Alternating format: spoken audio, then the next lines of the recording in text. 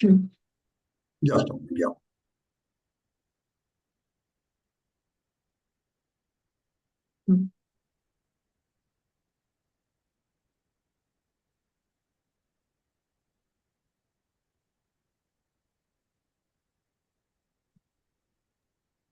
Shyam, you can start now. Yeah, just a minute.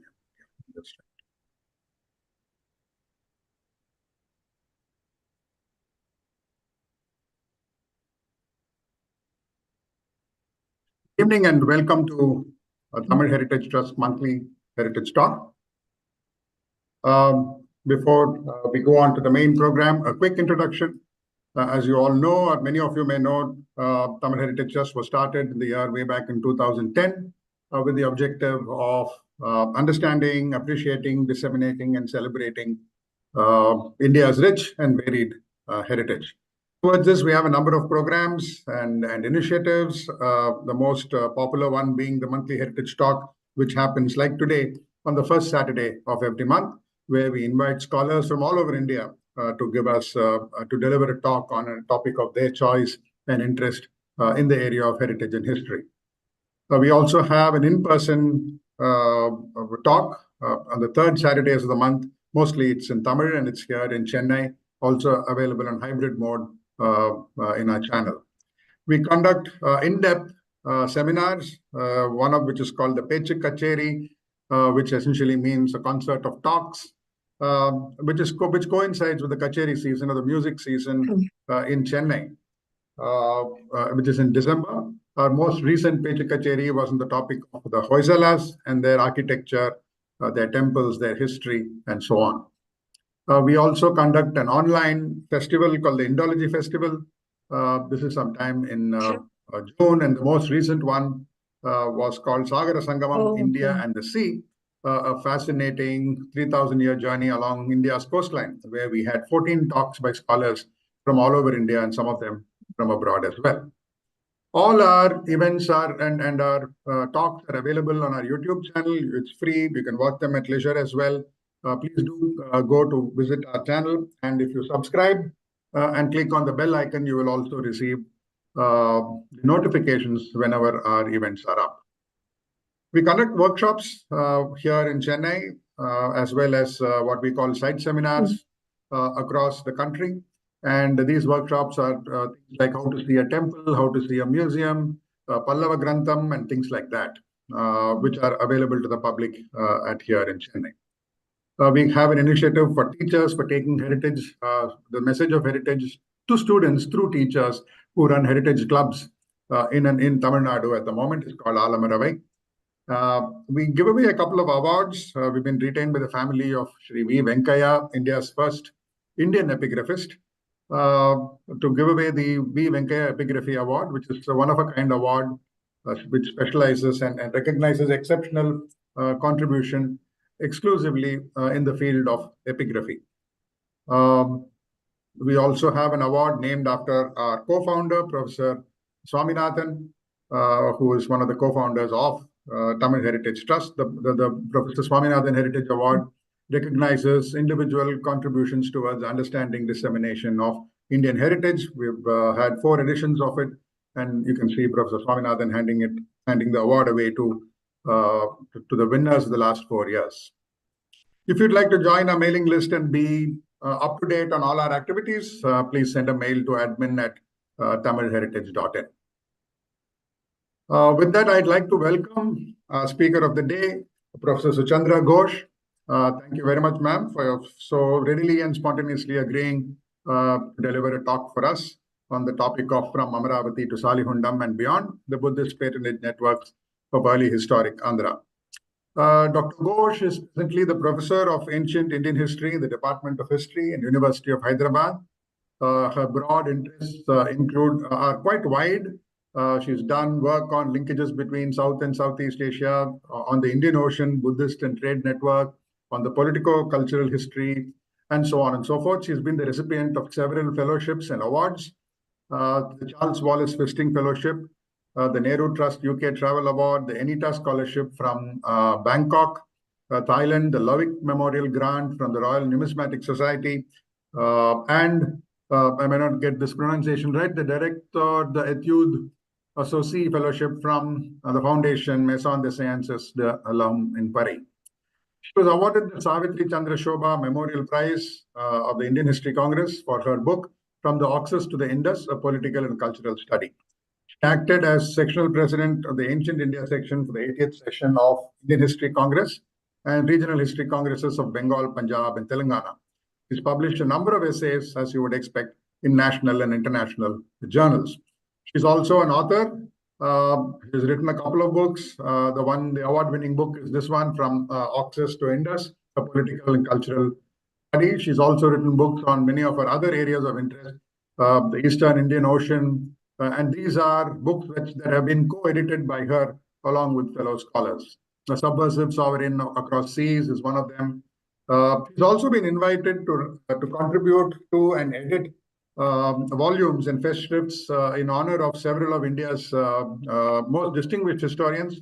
D.C. Sarkar, the first one, Inscriptions and Agrarian Issues in Indian History, is to honor the memory of D.C. Sarkar. The Economic History of India is for Professor Ranavir Chakrabarti. And the Indian History and Beyond is for Professor, in honor of Professor B.D. Chattopadhyay. So we're very thankful to Professor Ghosh for accepting our invitation. Thank you very much, ma'am, and we really look forward to your talk today. Over to you now. I will stop sharing the screen. You may share your screen and proceed.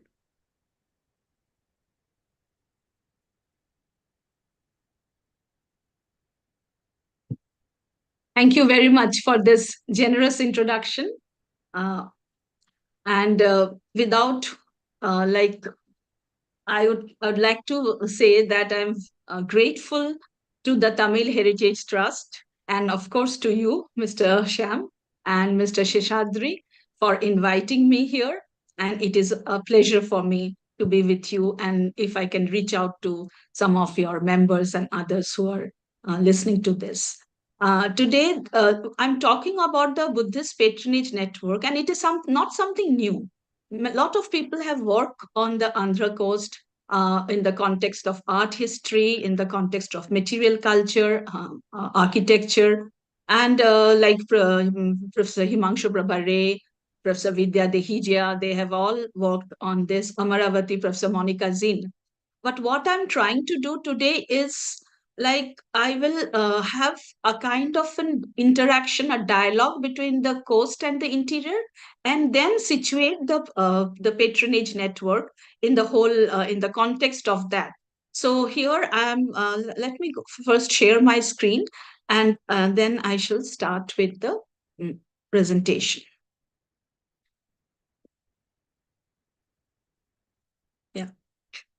So this whole idea of to connect Amaravati to Shalihundam and beyond. This is actually these are the different points through which we can understand the whole network. And beyond here stands for countries of Southeast Asia or regions of Southeast Asia and Sri Lanka. Very briefly, I will be touching upon that. But the main contention is when we talk of the patronage, I'll be talking about a group of people and their inscriptions from Amaravati will be a very important source. Now, we are aware that all regions and localities emerge with a distinct identity, but this do not happen in isolation. There is a constant interaction with the contiguous areas. We are also aware that there were subregions within Deccan. I've taken Deccan, but my thrust area is Eastern Deccan. And when the mercantile and the political... Can you, sorry, Yes. Can you go full screen mode? Oh, sorry, yeah, sure. Yeah. Is it visible now? Yeah, it's fine. Yeah. So when we talk of the Deccan, so we know that there were subregions within Deccan, and when the mercantile and the political interacted with each other, the subregions were connected into a consolidated geopolitical zone. The sources point towards very strong interregional trade networks. The continuum of local production, regional exchange, and long-distance trade continued with the commercial interactions that were formed in the early historic Deccan. Within Deccan, in early historic Andhra, the fertile plains of Krishna and Godavari Delta provided the rich agrarian hinterlands for ports, coastal towns, and the series of Buddhist sites that which were either dotted the coast or were located in their immediate hinterland. Consequently, we find that they provided the much needed resource base for the flourishing of urban centers. There was increasing trade and emergence of monetary system. Both these rivers were navigable, and so traders could have moved inland or towards the coastal ports. Spread of urbanization was a prime factor in mobility, and urban centers linked locally produced goods with regional and long distance networks. Much attention has been paid to the individual Buddhist monastic sites of early historic Andhra, and scholars have worked on various aspects of these sites, which I mentioned before, of early historic these areas, and which ranges from archaeology, epigraphy, and mostly importantly, art historical. A Buddhist patronage network could also be mapped from their works. We can notice the large-scale participation of society who were generous in giving donations to the Buddhist institutions. The epigraphic records of the various monastic sites bear testimony to this. I've structured my presentation into two sections. In the first section of my presentation, I privileged the site of Amaravati and turned to its numerous donative records for a comprehensive understanding of the coast and interior linkage through the lens of a socioeconomic group, the Gahapatis, who were rich agricultural notables whose growing wealth and influence marks them out as separate from an ordinary householder. So this map just gives you an idea of the coast which I'm talking about. And then we will be talking about this particular port called Ghantashala. And then I'm like the inscriptions that I will concentrate upon will be from Amaravati in the first phase. So these are the areas which will be the point of discussion in the first phase.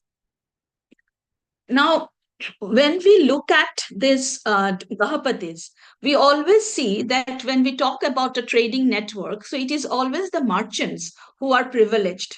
But if we look at the inscriptions, we see that there are a huge number of inscriptions where the Gahapatis are the donors. So there is a kind of a privileged position of the Gahapatis who were responsible for the flourishing of these monastic institutions, but not so much studied in that sense by the scholars. So here's my attention would be to privilege this group and then see that how the Gahapatis and the Vaniks, the merchants, so these are they have a symbiotic relationship and how they constituted together, which led to the flourishing of the urban centers as well as the monasteries in early historic Andhra.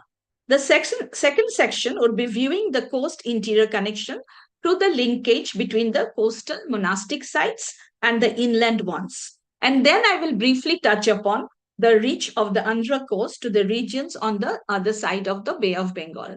I must tell you here that a shorter version of this presentation was, I presented this in September in the Met Museum, New York, where there was a huge exhibition and conference on Andhra. So the first section, which I'm going to talk about, is the kind of a relationship between, I call it Gahapati, Mahanavika, and Vanik. Way back in 2006, I had published a discussion on the Mahanavika Sivaka of Ghantashala. So we can go back. So this is the place, Machilipatnam, and near Machilipatnam, it is ancient Mysolia, Masalia, and we have the port of Ghantashala. So these 5 Prakrit inscriptions were found in Ghantashala, and these were edited by J.P.H. Vogel in Epigraphia Indica. This Mahanavika was the son of a Gahapati whose name was Savara. Now, what is interesting is that here the son of a Gahapati did not follow his father's profession. Rather, he chose to pursue a different profession of a Mahanavika. From the Pali literature, we know that the Gahapatis occasionally invested a part of their wealth in trade and without themselves being a trader. So they were not trader, but they invested in trades. And the special position of the Gahapati and authority was inherited by his son. And hence, the Gahapati's Putta, that is the son of Gahapati, had a special status in the society. This is clearly reflected in the inscription when Mahanavika Sivaka is referred to as the son of Gahapati. Therefore, though Sivaka was a Mahanavika, Mahanavika is a master mariner, one who takes the Mahanav. So it is a very rare thing. We don't find Mahanavikas in western coast, but we have Mahanavikas from the east coast. Much later, in some of the inscriptions, we had a number of Mahanavikas present. So Sivaka was a Mahanavika by profession, and he was the son of a Gahapati, and that actually enhanced his social position. Now, this short inscription from Ghantashala not only enlightens us with the earliest occurrence of the term Mahanavika, thereby suggesting the importance of the coastal trade in this region, it also corroborates the social stratification expounded in the literary texts, which speaks of the higher social standing of a Gahapati with regard to other professions.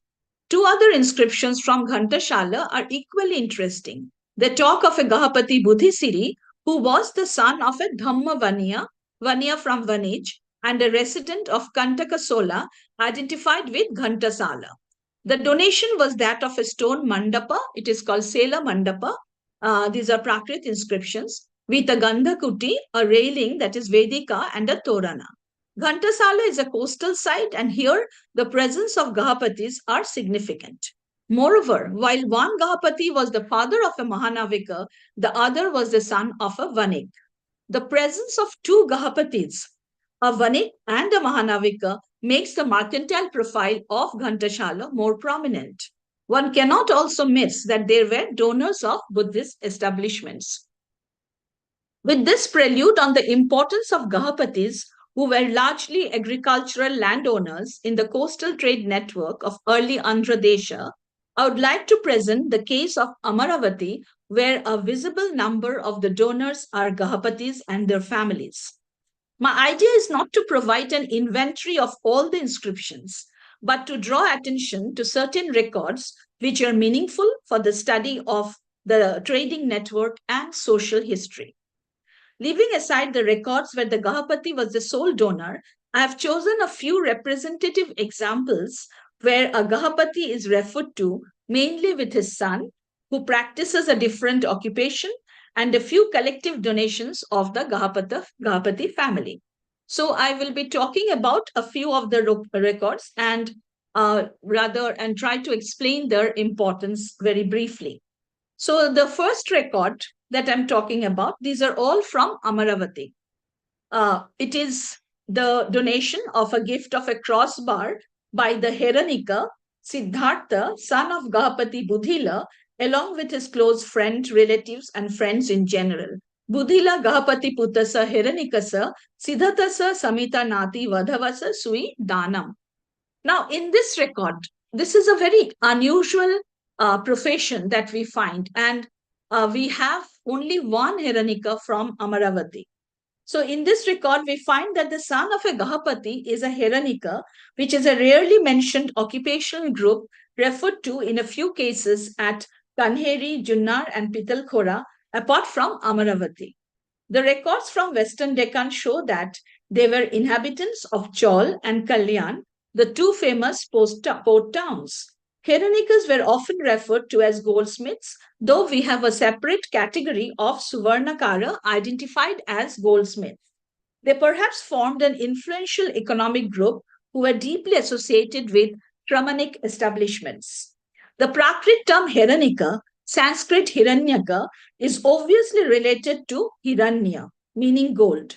Heranika could be a treasurer or a dealer in gold, as stated by D. Sisharkar. We know that there is also a technical sense of the term Hiranya. From the Arthashastra, we learn that Hiranya was a tax in cash. It was a monetary tax on certain goods. Interestingly, the term Hiranya is uniformly referred to silver and copper coins in spite of the fact that it means gold. The discussion on the production of coins in the Arthashastra mentions only silver and copper coins, and the term Hiranya is used to refer such coins. Arthashastra also categorically mentions Sauvarnika, who is an officer under the superintendent of gold. In all probability, if we keep in mind the technical aspect of the term Hiranya, Hiranika was, then what we find is that he could be a treasurer who deals in coins or a gold dealer, but not a goldsmith. So what is the purpose? In case of Western Deccan, Heronica were flourishing in the port towns where the mercantile activities brought enough resources, enabling the various occupational groups to donate to shamanic establishments for gaining merit. In this case, Heronica could be in the sense of a treasurer. The next inscription is a very short inscription which talks about two Gahapatis and one Vanija who was the son of Hanga. So we have, then there is another, it's a gift of a coping stone by the Vanik's wife, Naga Champaki, Chandasri, Siri, the wife of Budhila, the rich Sethi, and perhaps the chief of Sethi Nikaya. The most striking is the use of the word Nikaya, which means a guild-like organization. Now, what it is interesting to see that the other inscription that I'm talking about is the pious gift of the daughter of the Gahapati Chandramukha, an inhabitant of Turughara. We do not know where is Turughara, but it and with this daughter of a Gahapati, we find another donor, and he is referred to as a Halika. That is one who plows, a plowman. So the significance of this record is that the donation of slab is done by the daughter of a Gahapati and a Halika, which really means a plowman. Considering the much lower status of a Halika in comparison to a Gahapati, it appears that this Halika Badha was not an ordinary Halika. He must have been quite an elite or had some kind of important social position.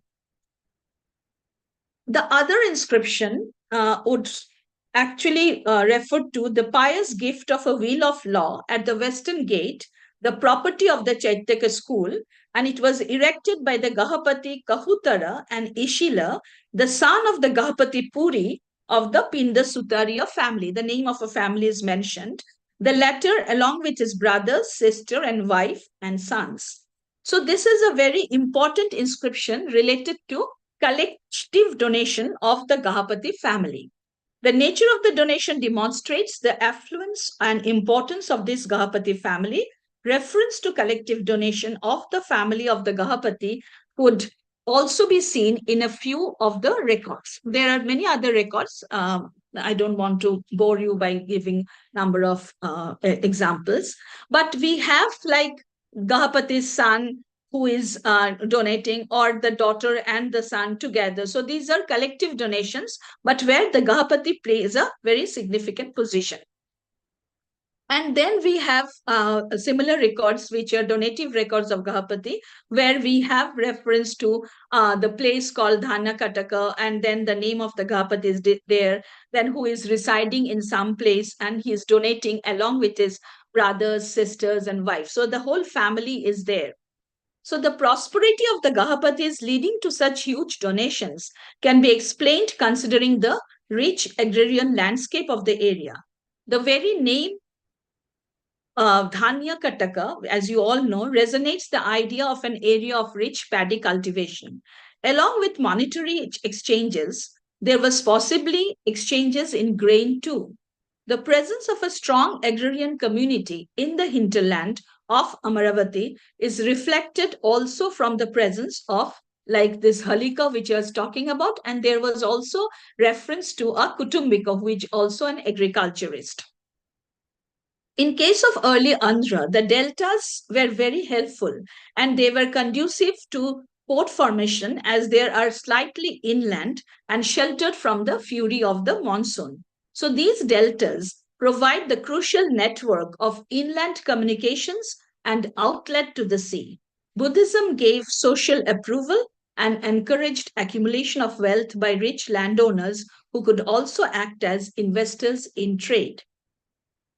Now, the next section, I will be talking about the monastic sites, but with that, I'll be giving again example from another inscription a little later.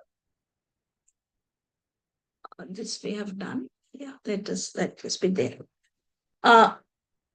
The eastern seaboard of the Indian subcontinent is dotted with numerous ports, as you can see here in the map.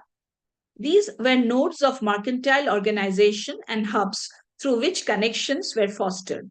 The presence of numerous ports in the eastern seaboard indicates brisk commercial activities and mobility across the eastern Indian Ocean. Along with these ports, we also find the proliferation of the Buddhist sites, some of which have a long history of continuous presence. There is a concentration of structural monastic complexes in the present coastal Andhra region, some located a little inland along the rivers and others extending towards the coast. On some, again, we find that they're moving towards inland, towards Telangana and eastern Karnataka. So we have sites like Fanigiri, we have sites like Dhulikatta, then we have sites like Kanaganahalli in Karnataka. Now, there is when we look at these monastic sites, we see that in addition to the connection between the coastal monastic sites and the inland sites, the other linkages could be traced along the coasts either towards Orissa or Odisha or further south towards Tamil Nadu. So one can go like this here. So here is Shaligundam and then Kalingapatnam, or one can come down. So the linkages were very much there.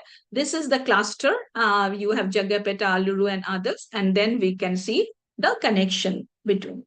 And this the connectivity is beautifully explained in one inscription from Nagarjunikonda. And I'm going to talk about it.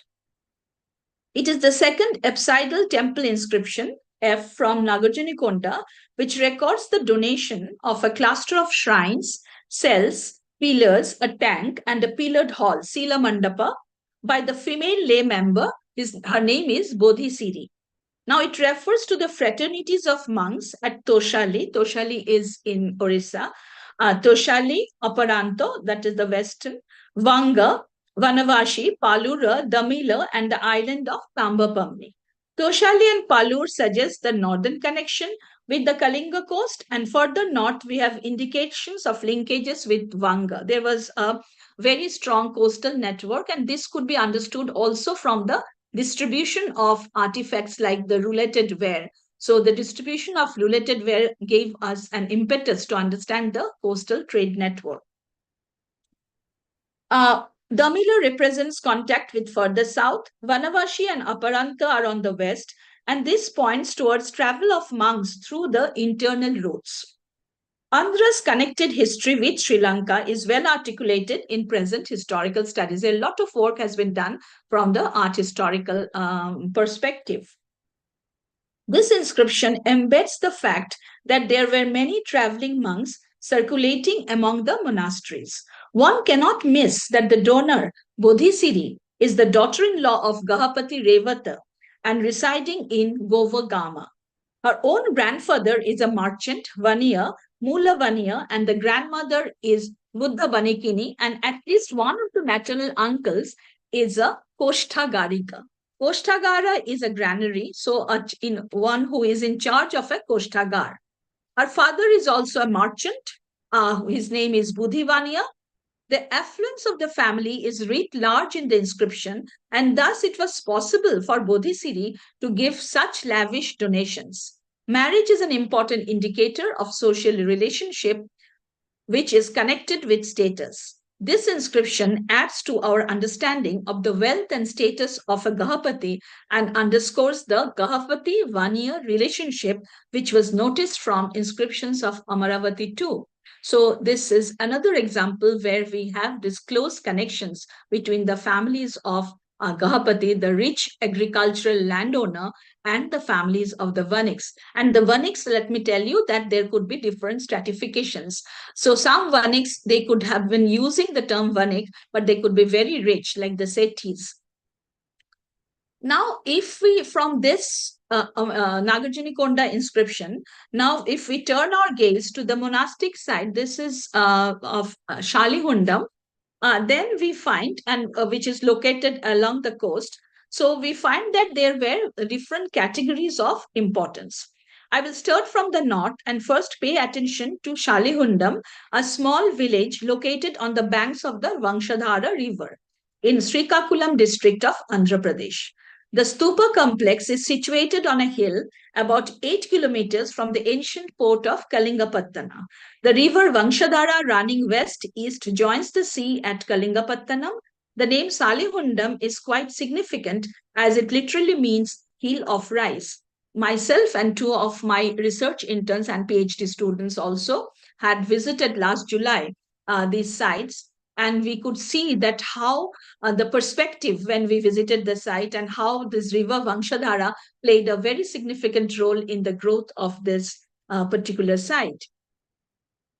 Now, Shali was rice, and Hunda in Oriya meant hill, which in Telugu is Konda. And we have seen much later in some of the Silahara inscriptions the profuse use of Shali rice. So that was another variety of rice which also had the name of Chali. The name is evocative of its agrarian background. The distribution of related ware makes the site a part of the coastal network. I just mentioned this. The monastic site has been excavated and divided into 3 phases by R. Subramaniam in 1964. There is a report, and which there are 3 phases, so early, middle, and late. So the early phase starts at 2nd to 3rd century BC and continues to 1st century CE, middle from 1st century CE to 3rd, 4th century CE, and the late from 4th century CE to 7th to 8th century. So almost around if we look at the prospect of the site, we can get a long range view of the presence of this site. And there 2 conches with inscriptions also were discovered, which is remarkable.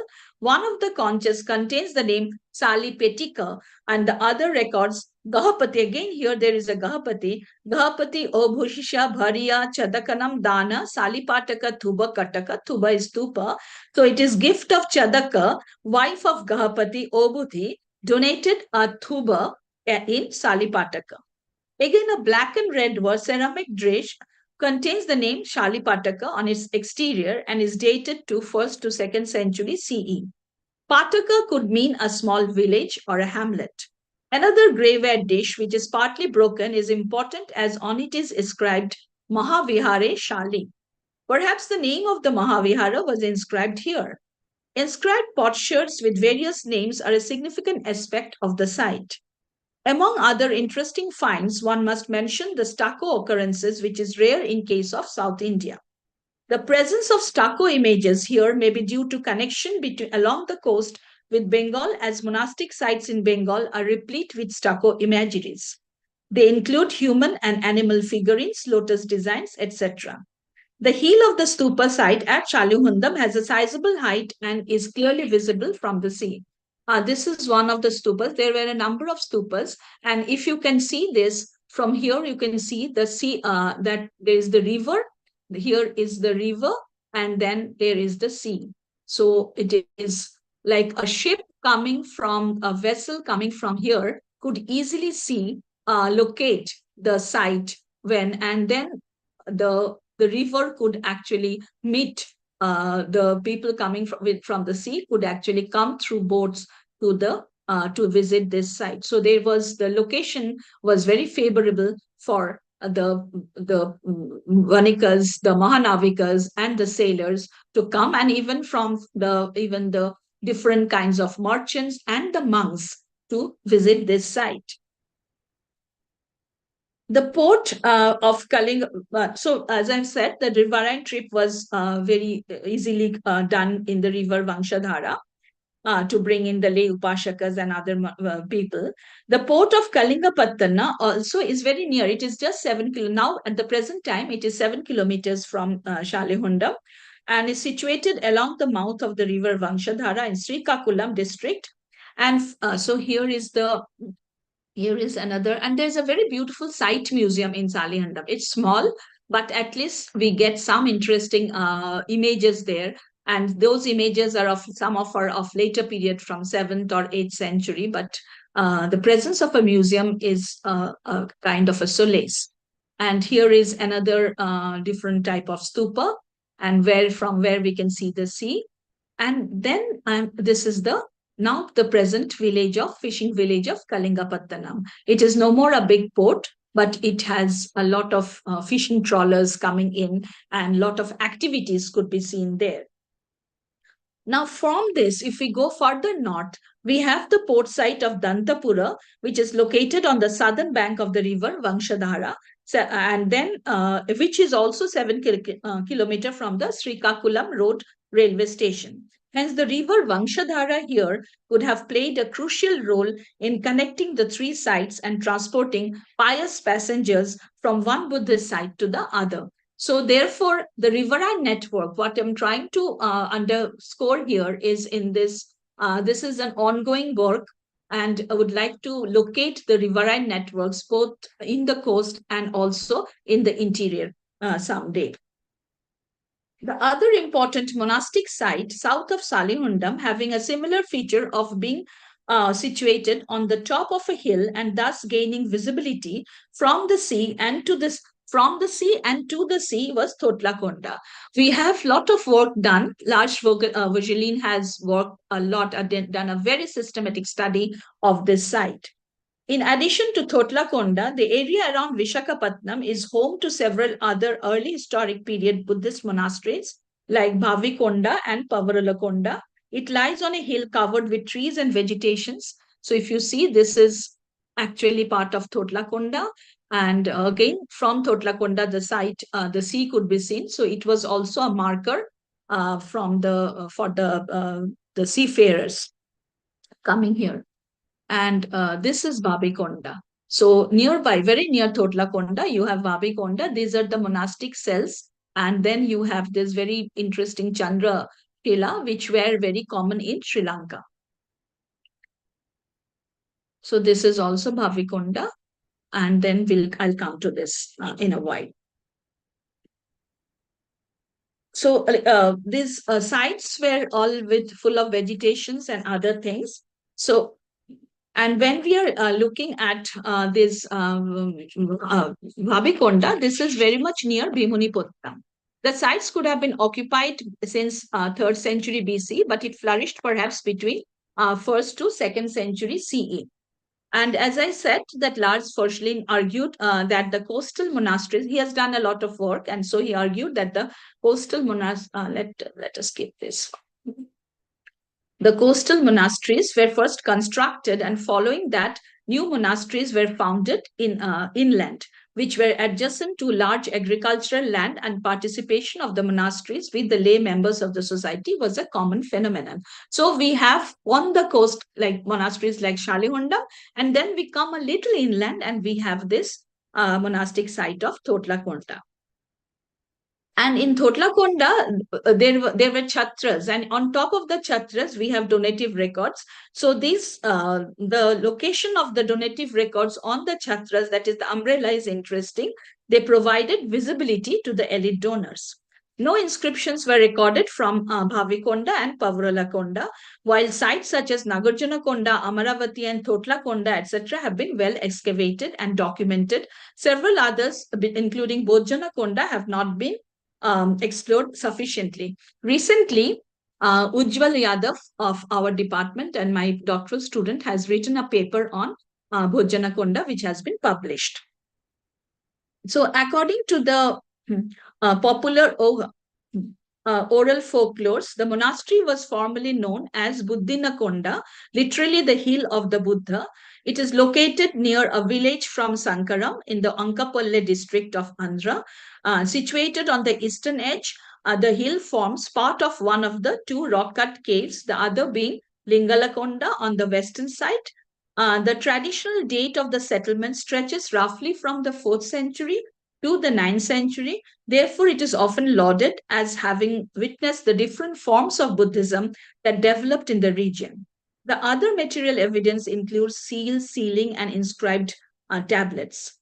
According to Ujjal Yadav, located within a rural milieu, the more or less continued occupation of the site over centuries would partially be a result of its agrarian prosperity. Now, if you go to the site, you can see that it is a very important, like it is lush green with having lot of agrarian thing. What happened at that time, we do not know, but there is a possibility because we know that Buddhist monasteries, these kind of sites were always near some villages or where there was scope of agrarian flourishing.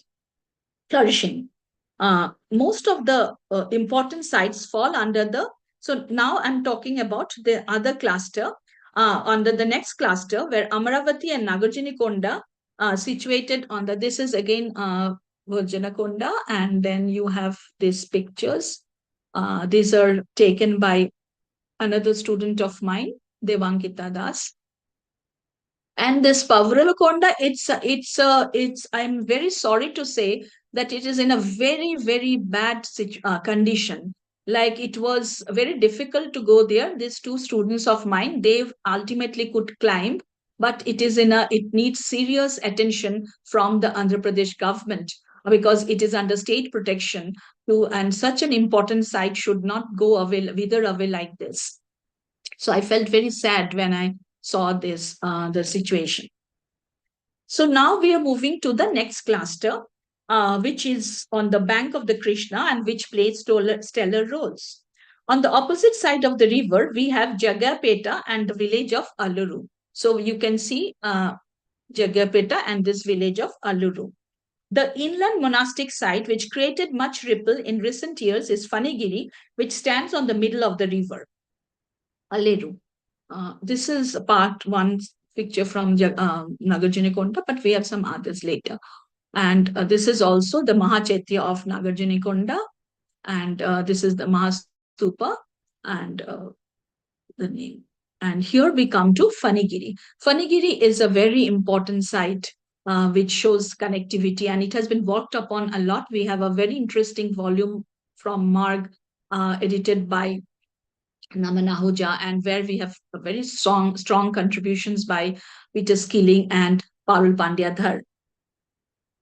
Now, when we look at this, the inland side, so we see that it was strategically located, which must have connected it to settlements on the east as well as this. So my point is about the strategic location, which could connect it with the settlements on the east as well as the west of the Deccan Plateau and the coast in early historic times. Fanigiri was not alone. It was surrounded in the north-south direction by other Buddhist establishments, particularly Vardhamanakota, Gajulabandha, Tulamalagiri, rich in antiquities and architectural remains. Recently, during the Telangana History Congress, a young boy from college, he presented a paper where he was talking about another small Buddhist site near Fanigiri, very near, close to Fanigiri, called Nagaram. But it needs more exploration. Now, these sites, which were located in close vicinity of each other within 6 kilometers of Fanigiri, and naturally must have interacted amongst them. From Fanigiri, routes could have directly gone downstream to Dharanikota and Vijayapuri, that is Nagarjunakonda. A network of structural stupas was the most important feature of the landscape of the region. These stupas attracted sponsors from many walks of life. They were located near hinterlands of agricultural land. All the sites cannot be brought under the category of urban, but that they were in close association with urban life and urban economy. That is quite evident. The establishment of these monasteries brought in a kind of change within the rural society. And if I quote Peter Skilling, they were urban enclaves in the country. So let me show you a few of the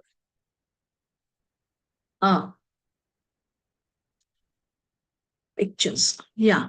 So this is the sacred complex of Fanigiri. And here in situ, we have found some of the things which are still there, but others are in a, they're going to have a museum also, and now located in a storehouse. So this is the Fanigeri pillar inscription, and here you have the Torana, which has been reconstructed by Parul Pandyadhar. Like in Fanigiri, what another interesting thing is that it was the principal gateway connecting the ancient Andhra region to Western India. And from the political point of view, we have here the coins of the Mahatalavaras with horse motif. You can see this coin, very interesting coin of the Mahatalavaras. According to V.V. Mirashi and Shailendra Bhandare, while their coins were found widely in Telangana and northern Rayalaseema, the coins at Fanigiri featuring a horse motif are part of a region-specific type found exclusively in northern Telangana regions such as Kotilingala, Peddabankur, Dhulikatta, and Kondapur. Perhaps the decline of the Shatavahanas, a local branch of the Mahatalavaras, attained political or economic autonomy in the northern Telangana. On account of the strategic importance of the region during the rule of the Ikshwakus, the Mahatalavaras may have enjoyed a spatial status as a local feudatory in this period and even after, as indicated by them issuing their own coins. So they were also taking care of these monastic sites, patronizing them. Akira Shimada opines that, and I quote him, such political stability attained by the local rulers created a favorable environment to develop Buddhist construction work in the Fanigiri area during the 3rd and the 4th century CE. Unquote. The beautiful Torana fragments were reconstructed by Parul Pandyadhar. Our study reveals that the Torana is unique not only for the only surviving Torana of its type in the architectural history of early southern India, it is also an aesthetically significant monument. This is the Torana, but that aptly symbolizes the intended function of a Torana as a marker of a liminal space.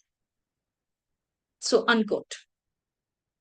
So, from here, now I move into the last section of my presentation, and that is, which I call it outward gaze. So the beyond in my comes now. So let me go back from where I began. That is the inscription from Ghantasala, which had the presence of a Mahanavika. The very fact that Ptolemy refers to Kantakasila as an emporium points to the importance of this region as a coastal trading center. In this area was also situated an aphaterion. Aphaterion means a point of departure for ships. And Ptolemy very carefully says that the ships were bounded for Crucichora and Crucichersonesus, which could be Suvarnadipa and Suvarnabhumi. Suvarnabhumi and Suvarnadipa. There's a lot of debate regarding the identification of Suvarnabhumi, but by and large, it is agreed that mainland South Asia is Suvarnabhumi and maritime Southeast Asia is Suvarnadipa. But within the mainland Southeast Asia, it is Thailand and Myanmar who are the real contenders of the, but that is another issue which I'm not going into. But we have references to Suvarnabhumi and Suvarnadipa in both the Sanskrit textual sources and also in the Jataka tales. Particularly in the Jatakas, we have seen that ships were bound to Suvarnabhumi and also to Sri Lanka, along with the monks and the artisans. So we have these kind of references in the Jatakas to go to Suvarnabhumi to gain wealth. So it was like an El Dorado.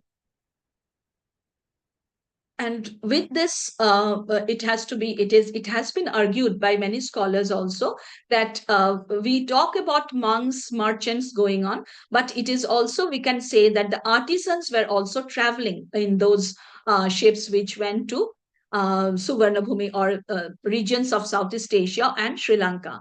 And recently, the excavation of Khawsam Kyo by Berenice Bellina, she has shown that there were really good artisanal group from India, from the East Coast perhaps, which were settled there and which helped them in understanding, like they were perhaps having some kind of interaction between the local artisanal group and the artisanal group who went from the East Coast.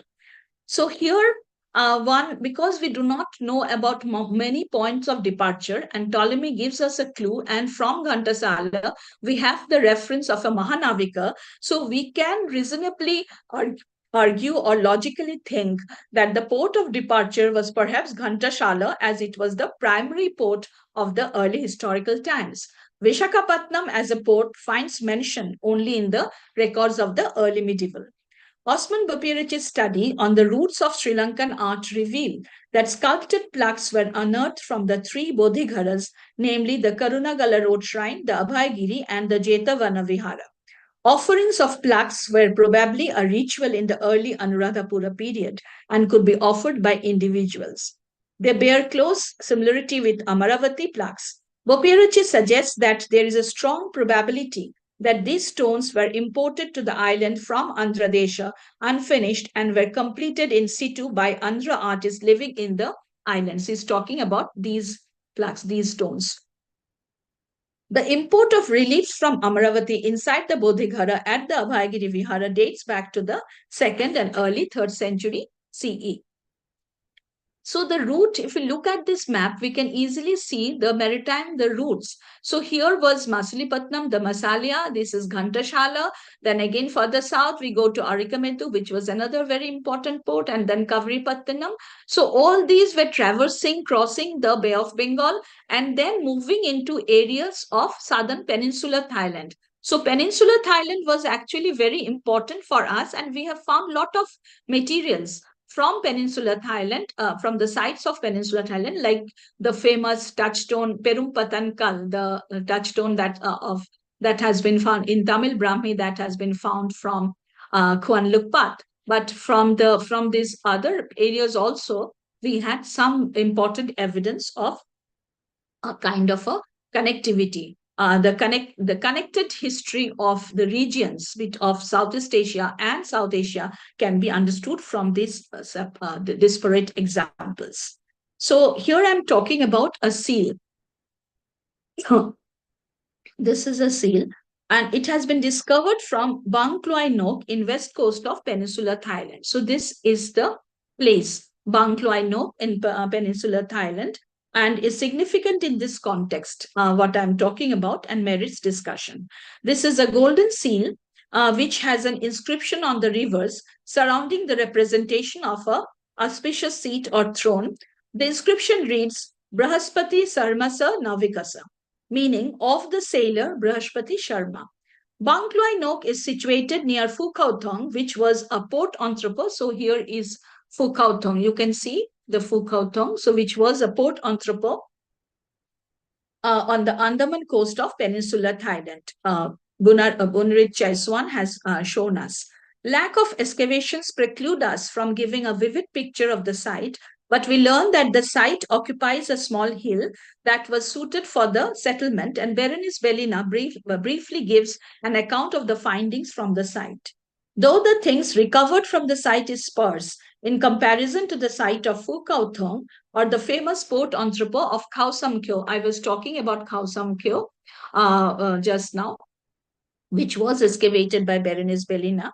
But what is interesting is that the few findings are extremely important to understand the Bay of Bengal network.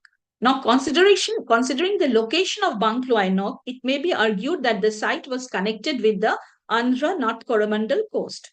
Though Brahaspati Sarma is referred to as a Navika in the seal, it goes without saying that he was no ordinary sailor, for the simple reason that an ordinary sailor will not have a seal of its own, and that too a golden one. We can assume that he was a Mahanavika, but lack of space in the seal did not allow the engraver to include the prefix Maha to Navika. The language has been mentioned as Sanskritized Prakrit, and it has been dated by von Hindenburg and Priterskilling around 2nd or 3rd century CE. Interestingly, we have reference to Mahanavikas only in the eastern coast, which I mentioned. And this shows the Isthmus of Kra. So this was also a very important area where people were voyaging. These are known as the voyaging corridors, and people could easily traverse this region, and without going through the Strait of Malacca and taking round the trip, and reach here. So it was easy for them to traverse this region. So these kind of things are very much found in we find in these areas.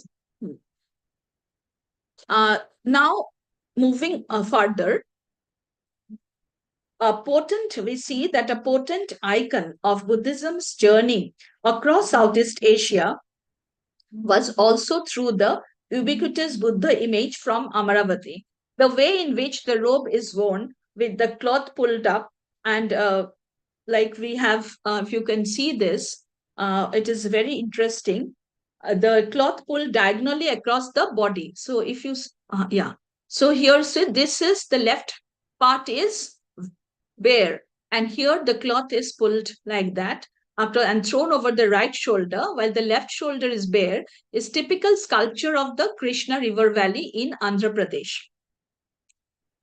Here again we have, this is from Nagarjunikonda here also, and this is Simhala. We have references in Nagarjunikonda. There are different stupas. So here we can see these are all reconstructed, as you know. We have the Chandrashila, and then we have the reference to a Simhala Vihara coming from, which is meant for the Ceylonese monks. It is interesting for its two apsidal Chaityagrihas, and the moonstone and decorate pillars on the central are the notable features. So that is the Chandrashila which we are talking about. Then here again Nagarjunikonda, again this Buddha image is from Aluru near Jaggayapeta, which was in the interior. So here we can say that the way in which the robe is worn with the cloth pulled diagonally across the body and thrown over the right shoulder, this shows that the Buddha images from Thailand were also following this. There is a possible Amaravati link. And a lot of scholars have said that we have architectural fragments and other things which also shows the Amaravati link. Then my last example would be this Dwaravati Chakra, Dwaravati Wheel of Law. Dwaravati is a cultural period in central Thailand, and it abound in carved stones, chakras, Dwaravati kingdom, and Dwaravati culture, mounted on columns. Detailed study on the significance of these chakras have been done by Robert Brown and Pina Indorf, which point to its socio-political role. The general design of the Dwaravati Chakra was different to what we generally see in India. But my attention was drawn to chakra motif said to be from Thailand. What is striking is that this chakra is exactly the replica of a chakra depicted in a drum from Amaravati. So if you look at this is the chakra which has been found from Thailand, and you look at the chakra here in Amaravati, the similarity is very apparent. So this is in the drum. So you have, but I have shown you the Dwaravati chakra, which is not like this.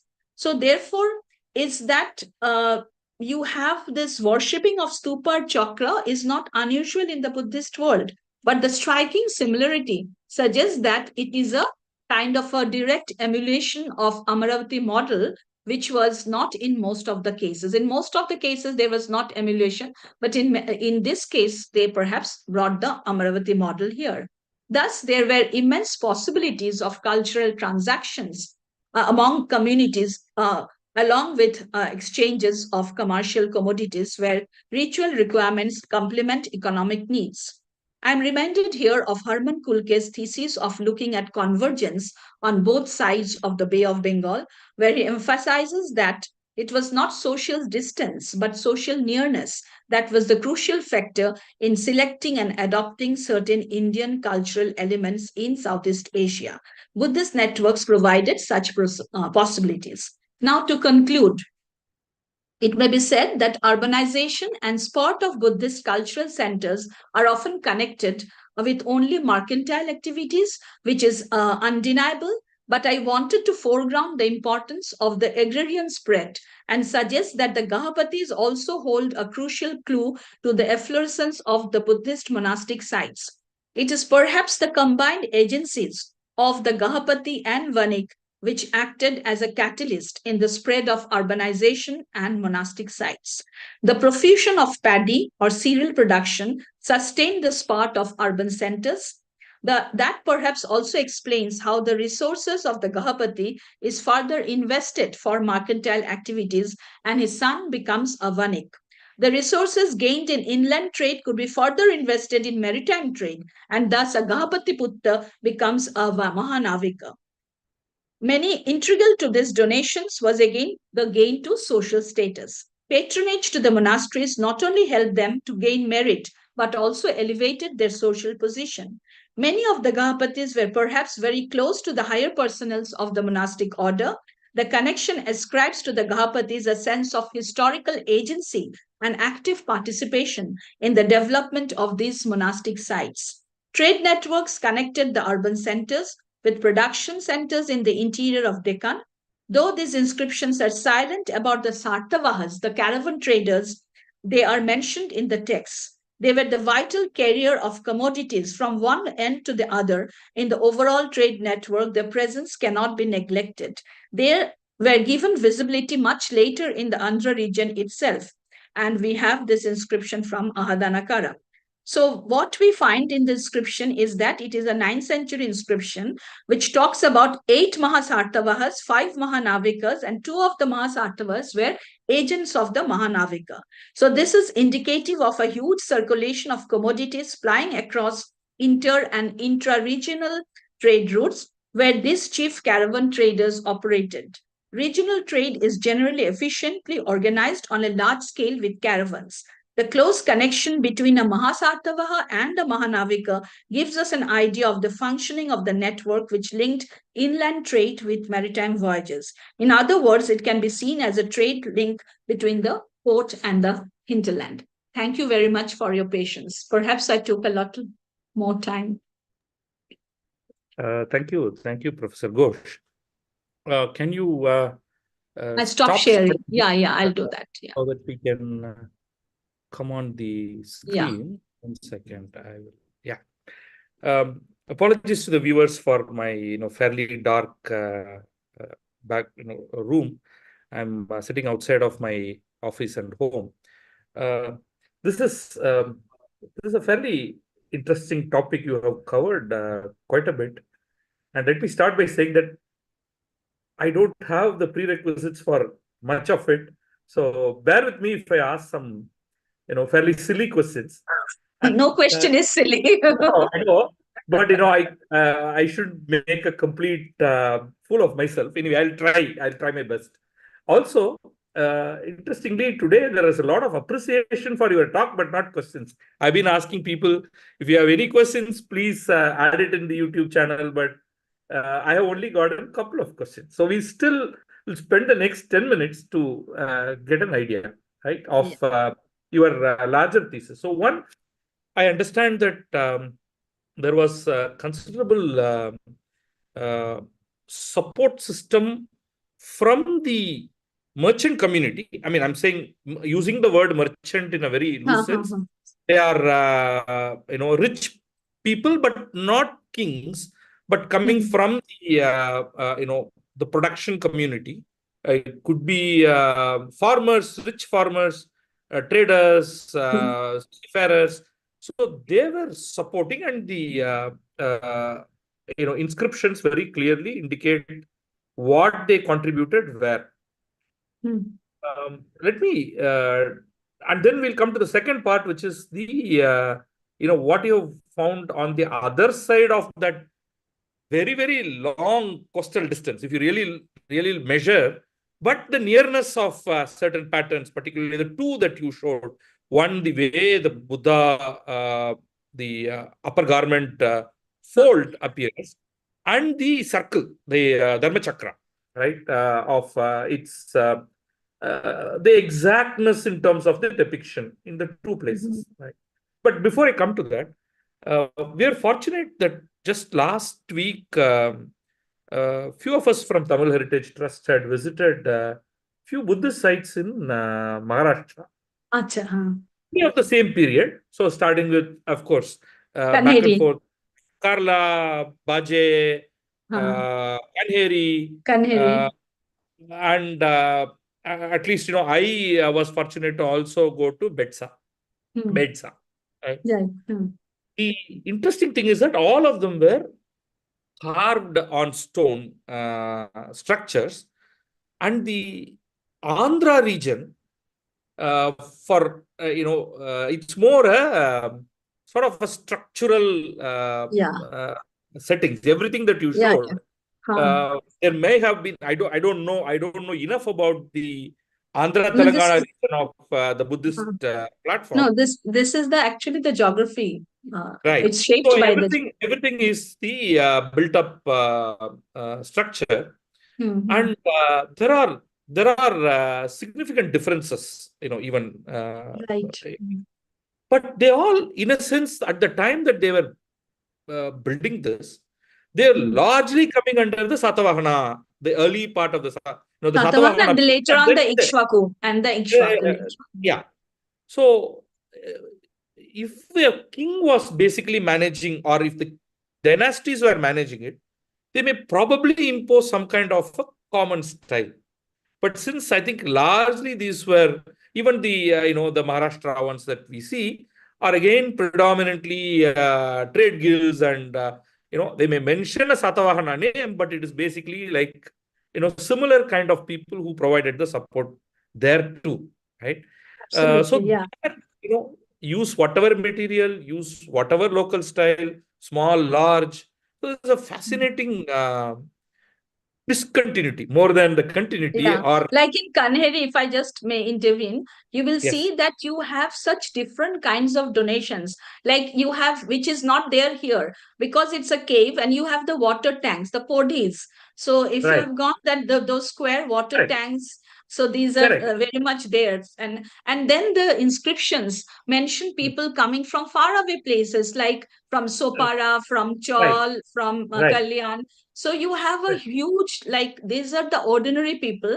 And actually, means if you want to know the history of the common man, history of the ordinary people, we have Mm. to go to these donative records, because records by the kings are giving us a picture of the elites, of the nobility. Right, But right. only these donative records sparsely, but gives us some idea of the occupational groups, and that those You will were get there. people coming from even Karnataka region to come Hmm. and give donation in the Maharashtrian Right. structure that we are seeing. I don't remember seeing or reading any inscription uh, published data that somebody from Andhra had come to the Maharashtra. So I don't know how much of patronage was there across a considerable distance, right? But the if you go to your the routes that you were showing, Mhm. you were talking about the rivers as a kind of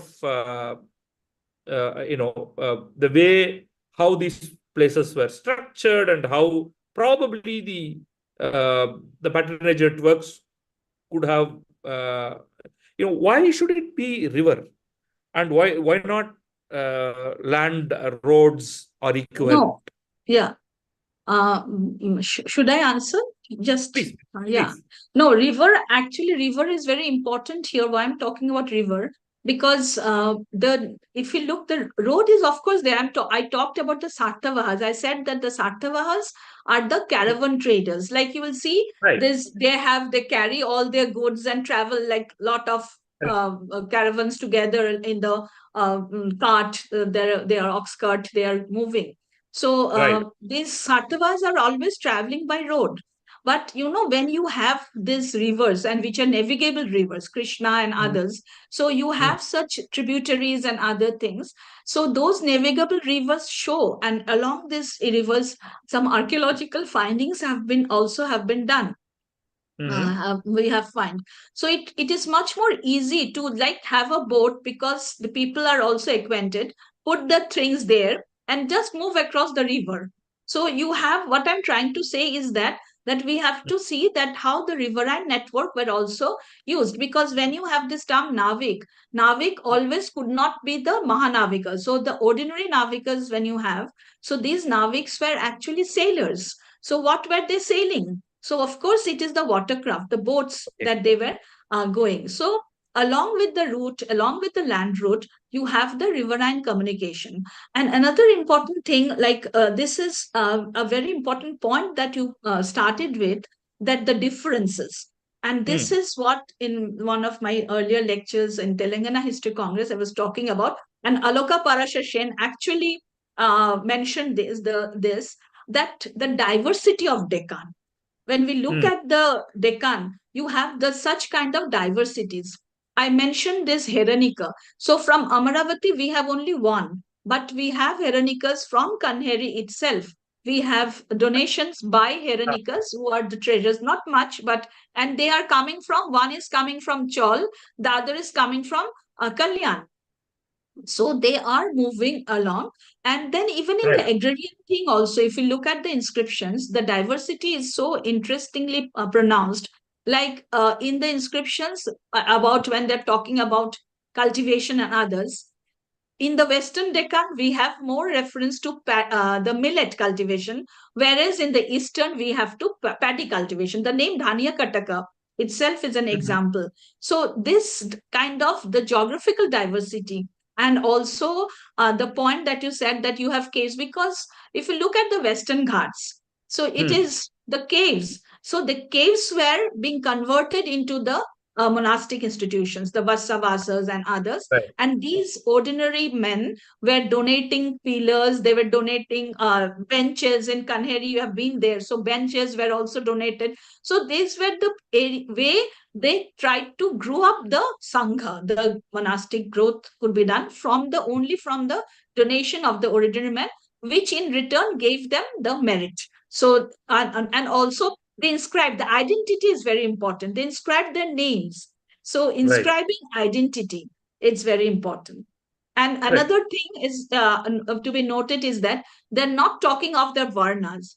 Nobody is talking that I'm a Brahman, I'm a Kshatriya, I'm a Vaishya, or I'm a Shudra. They are only talking about their occupation, that from which occupation they are, from which place they are coming, and what is their name.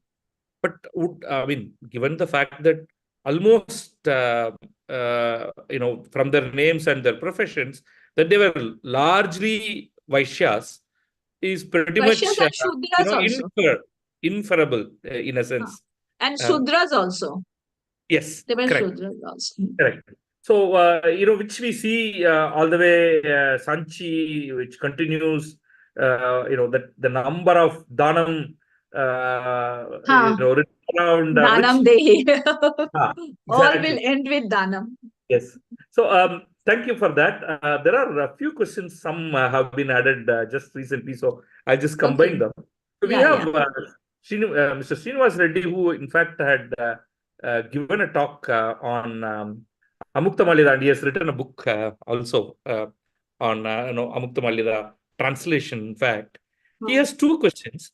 So one is all the inscriptions in the same Prakrit. Could you speak about this language? This is the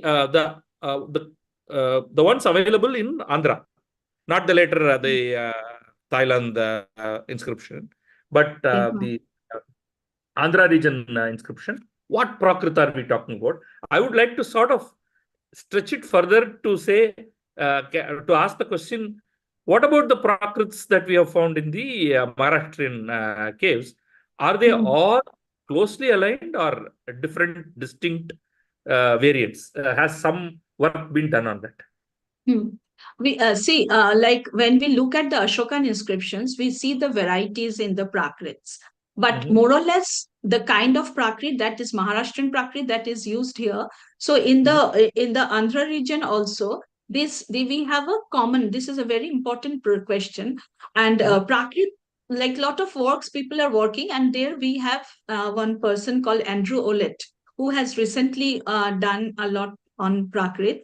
But like what I would like to say is that the kind of differences that we found during the time of the Ashoka. For example, in Ashoka's inscriptions, the Magadhi Prakrit, so there we had Laje, the Ra becomes La and all that.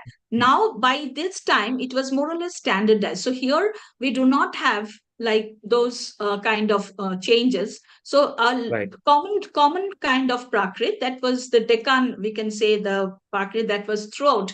Because when we are looking at inscriptions from here, and when we're looking at from Kanaganahalli also, so there are variants. Paleography is very different. Script is sometimes a little differently thing. That's okay. But That is understandable. More or less, there is more the a language. standardization. The Prakrit are not the same as in Ashoka Mauryan times. The differences were very pronounced in Mauryan times. And we are also talking about at least the 200 plus years, 200 to 400 years later than the Ashokan Brahmi in a Ashokan Prakrit. Prakrits, yeah.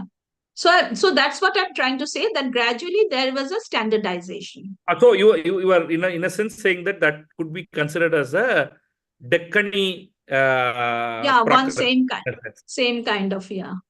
Okay. I'm not an expert in this, but this is my understanding of what I read. So there is another question from Mr. Srinivas Reddy. Yes. This is fascinating talk. Could you speak about the Pancharama Shivalayas of coastal Andhra, like Draksharama, which are considered to be old Buddhist sites? Right. I'm sorry, Professor Reddy. I know about the Draksharamas and the donations and the inscriptions that are given. And in fact, the lot of festivals and the like the Sankrantis, the Draksharama temple is very much thing. But I'm not aware. I don't work on this. I really don't know the answer for this. Okay. One of my students did an interesting MA dissertation, Shiva. He's from that Godavari district. So what he did was he collected inscriptions of a particular period, 9th-10th century, and then he was telling me that in Draksharama we have lot of donations during Sankrantis. So he was like putting up all the inscriptions which were talking about Sankrantis, and then they talk about the Boa group of people, but I don't know much about this. Okay. There are a couple of questions from Banu. Says, was there any cotton trade route like Silk Route from Andhra, specifically Machilipatnam, in the ancient period? This is actually we do not, like Silk Route was very standardized. So this von Richthofen, he named it Zeidenstrasse, and then it became a Silk Road. We know from the last 10-15 years, there's a lot of talk about it, that why should we call it Silk Road, because so many things, other things were other than silk also. Other than silk, there is so much. So, and actually people are trying to contest this whole notion of this Silk Route and all that. Cotton route is a very important point that we have reference. If we start from Periplus Mari Erythrae, we see that it talks about, and there comes this Prakrit thing, that the whatever was spoken, they were transliterating it. So kapasas. So karpasha, kapasas, they were calling cotton cloth. And so it indicates a route. Like from Pair, it like came to Paitan, from Paitan, cotton cloth, Paitan to the port of Barugaza, that is Bhrigukacha. So one can actually, there's a possibility of working on these kind of the route of cotton thing. Long time back, I had written a paper, I was thinking, but then I did not pursue it. But this is a very important product commodity which one can take up. So there, I'm sure there will be a route where there will be transportation of like cotton coming from the east and going to the west, and then further, because it was very much in this period, particularly in the early historic period, only from one single text we know that how coarse quality, and it says, Periplus Mari Erythrae says that it is coarse cloth, printed cloth. It talks about dyes. So we have found from Ter excavation, we have found Nila, and inscriptions also talk of Nila Dumpaka. So dyeing vats have been found from Ter. So there was a lot of possibilities of cotton being movement of cotton through bales of cotton. And here comes the role of the Sartavahas. The Sartavahas could have been in the caravan, carried all these things in ox carts. Okay. And Banu also asked a question, which I would like to sort of stretch it a little bit.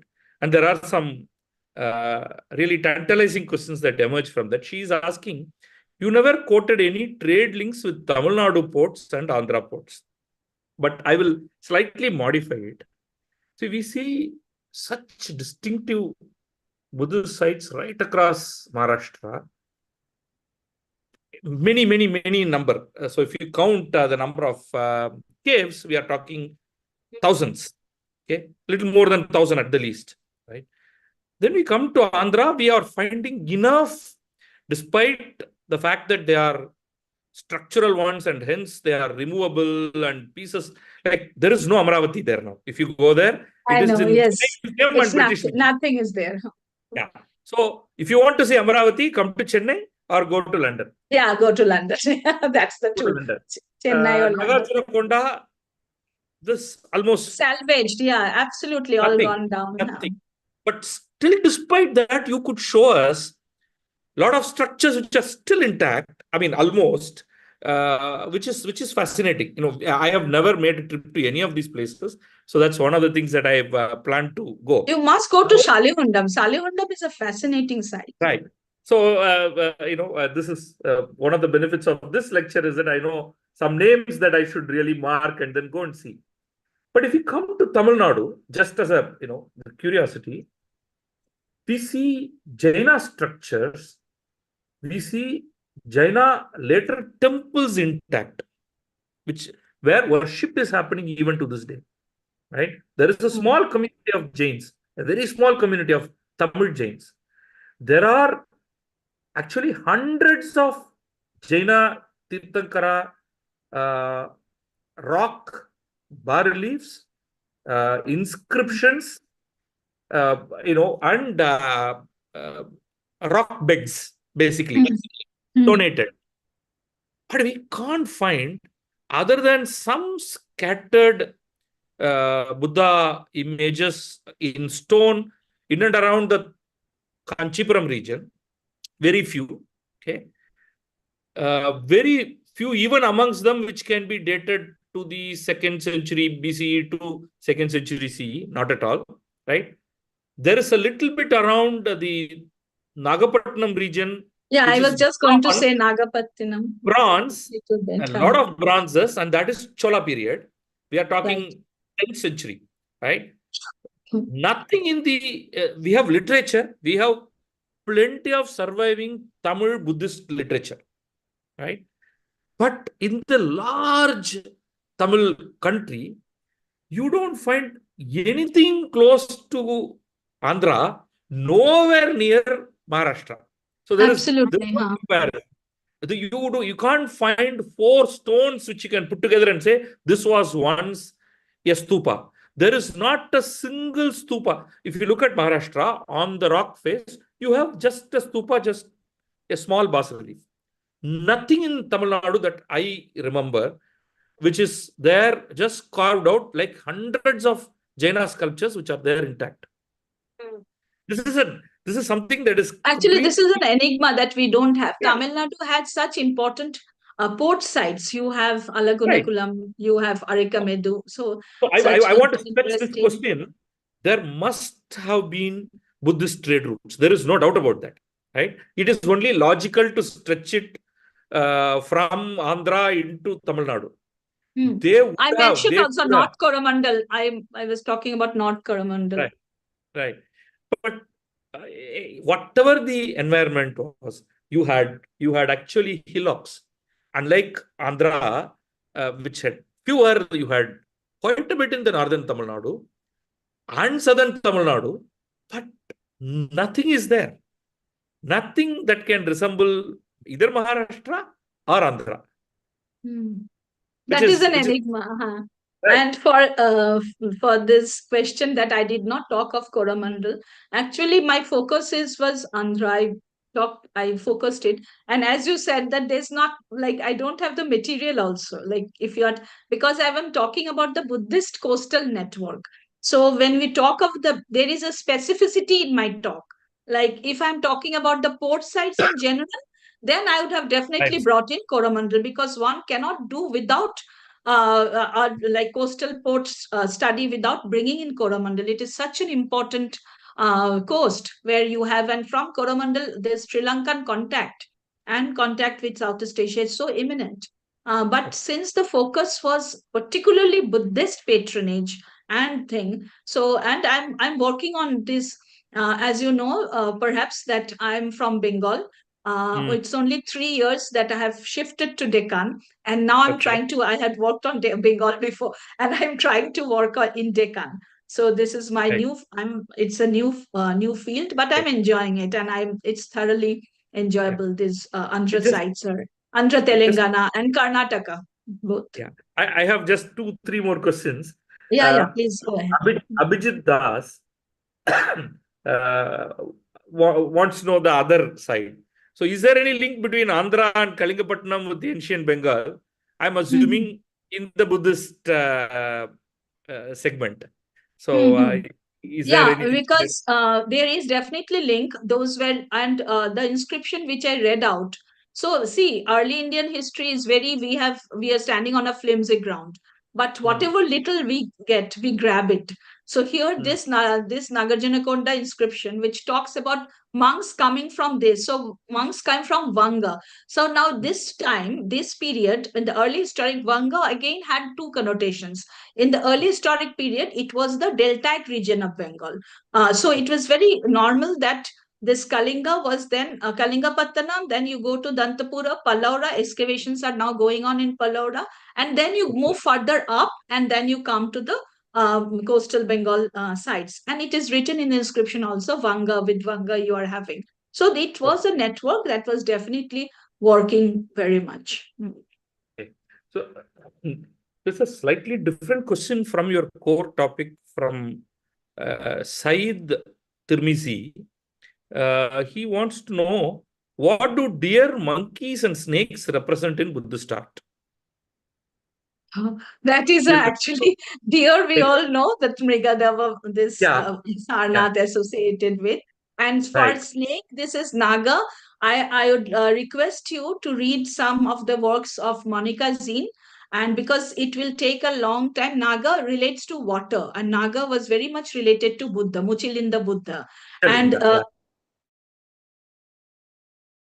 presented a shorter version of this paper in Met. This exhibition was on the cult of Naga cult and Andhra Desha. So here, therefore, there are a lot of literature in with Naga. And so snakes are they are the Dwarpalas kind of thing. They're protectors. They have a link with water. They have multiple functions. So Nagas are very important. And people are working on this now. So there's a whole lot of literature on Nagas. Yeah, right across the Maharashtrian caves that we saw. Yeah, everywhere. Stem of the lotus in which Buddha is sitting is held by two Nagas. And then you have Nanda and Upananda on either side. And then you have Muchalinda, the cobra, like that they're having. In Amaravati, you have so much of these kind of things. So, just to, sort of, there's one more question which I think Kishore Mahadevan has slightly probably misunderstood that. He wants to know, do you have anything about the lineage of Gahapatis? I think he's confusing Gahapati as a sort of a dynasty. But it was more like, I think it's just a... I will just explain in 2 minutes. Gahapatis were actually, Gahapati comes from the term Grihapati. So ordinarily it is translated as householder. But in the Pali context, in the Pali literature, this Gahapati gives it was Narendra Krishna Wagle, who way back in the 1960s, he showed that how in the Pali literature, we should not translate Gahapati as a householder, because here it is shown that he is the owner of a vast agrarian land. So therefore, and there's a story of a Mendaka Gahapati who had a huge property and all. And these Gahapatis used to keep laborers, farm labor, Dasa Karmakara. So these were very rich agrarian landlords. And then But what they did was, yeah, so sorry. sorry, but two Gahapatis need not be related to each other, because it's Which more supposing there are no, two lineage in the sense of a dynastic lineage, that we do not find. Gahapatis were Okay. independent, and we have another category known as the Setti Gahapati. So Setti Gahapati is one who was a Gahapati, and now he has given his wealth for trade, and he becomes a Setti. So we have categories like Gahapatis, Settis, and Setti Gahapati. Okay. So they are no The more Setti, ordinary householder. okay. The Setti comes from Setti is something Sreshti. that, Sreshti. yeah, and They are that very is the one rich. that is how Shet or Chetty in Tamil and Chetty, like Chetty, Kuduri Chetty, for example, horse right. traders. So Okay. you So have. it's all connected. Nice. Wonderful. Hmm. So These are linguistic things which are interestingly connected with one another. very good. Yeah. And Ravi Shankar throws another thing. Did Gajapati derive from Gahapati? No, that can't be. No, Right? no, no. I don't think so. Gajapati very clearly a different route. Elephant, Elephant, yes. Yeah. Okay. I don't think so. Yeah. Wonderful. Grihapati Thanks. comes from Grihapati. Yeah. Yeah. Thank you for a very detailed account. Now, I did want to ask just one question on this. Your second part. No direct questions from any of the viewers, but you're talking about the Thailand. The closeness of the Amaravati model of wearing the robes, as well as the Dwaravati Chakra emulating the Amaravati panel. The Chakra, probably there could be other models too, which the emulation, because I think right from the very early, I remember even in our recent Maharashtra trip also, we saw something very similar. Now I have to go through my photos. Yeah, a kind of a pole on top of which just a chakra is there. Yeah. He's there on the pillars of, I think it was there in Kerala. I think it was there in probably a few other places as well. I remember very clearly. So that model repeating, I don't know whether you can say distinctly that it has gone from Andhra. Can you? No, why I'm saying this, I have a reason for that. Like if you look at the relationship, like the chakras, see, basically Dhamma chakra is very integral to Buddhism. So there will be chakras, the long chakras and the thing. But this very integrate chakras that you find in Amaravati, Amaravati also has different kinds of chakras, but this particular style that has been found. Now, if you go to Bangkok National Museum, there is a one hall where you have different Dharavati chakras. So these are all, like I showed one example. So these are all, that some are very big, large chakras and all that.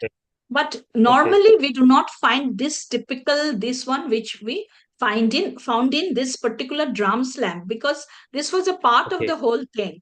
And why I'm saying, because like, see, from the Western Deccan, the relationship, like we know that there was a very strong connection between the eastern coast and the west coast of Thailand, the peninsular Thailand. So logically it is much easier to see the movement of this, trade, the people going on the trade. But certainly the Buddha's upper garment is very distinctly the the one that you showed, because the Maharashtra depictions right across have very different. It doesn't have that same style. So if one is there and the other then can be stretched as very, very close. But in like sites like Junar, we have inscriptions, people coming from Sri Lanka. We have a person called Mala who had come with small inscription, who has come to Junar. So people were coming, but here maybe in a larger scale. There it's a little far, so maybe in a lesser traffic crowd, I would say. More Thank you. traffic here And and there are less traffic. Yeah, there are some people who are asking for your email ID or contact details. Yeah, sure. You can give my email ID. Sure, I will do that. I will add your You can email share. ID. And Sure. thank you. Thank you for Thank you so much. you said you had given just a 2-hour lecture, and then this started immediately afterwards. So We have for- been teaching for 25 years. So Right. there is no end to, we can go on talking. People Thank get you. It was tired. really very eye-opening, and has given us another Buddhist sort of sphere which we have to cover to get a better understanding of how the whole spread has happened, and the uniqueness of each of the places, and this certainly, our forum is largely it's not academic. Most of the people, it's a mix. I mean, the people who come and see this program on But the YouTube, questions are very important questions that have been raised by the audience. So we Correct. cannot say that it's not academic. No, it's much likely more than that they are academic. academics. No, it's very clear that some or all of them are academics, but there is also a lot of enthusiasts, and this would give them a lot of ideas in terms of how research work can be presented to common audience like us, so that we can get more out of this and stretch our enthusiasm a little bit more, read up, understand, visit, and get a sense of the actual built heritage that we can touch and feel and understand. So thank you. This is certainly a wonderful talk, and Thank you very much for all the questions and for being so patient. Thank you. Thank you. That was wonderful. Thank you. Bye-bye. Okay. And Okay, bye. Viewers, we will be again here next month, first Saturday, with another talk. Thank you. Okay.